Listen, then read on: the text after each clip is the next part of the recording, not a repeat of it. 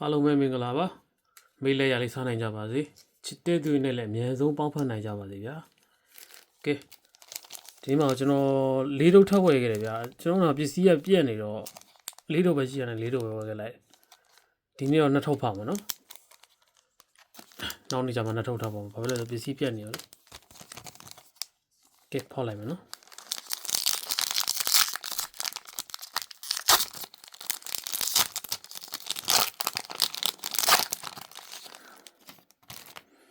ကဲဒီနေ့ရောပါလေးလာမယ်ကြာကန်ကောင်းပါစေလို့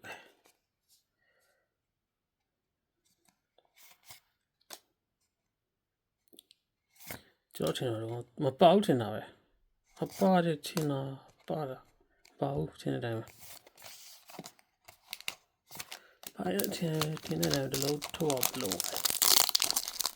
ဒီထုတ်ကဖြစ်နိုင်ချေရှိတယ်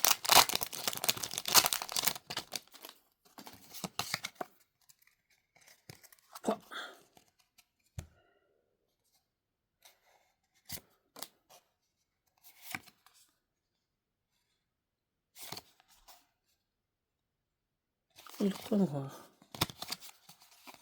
နှစ်ထုပ်လုံးပလုံတယ်ခင်ဗျာကျေးဇူးပဲနော်အားလုံးကြည့်ရှုပေးတူတယောက်ချင်းဆိုင်ကျေးဇူးတင်ပါတယ်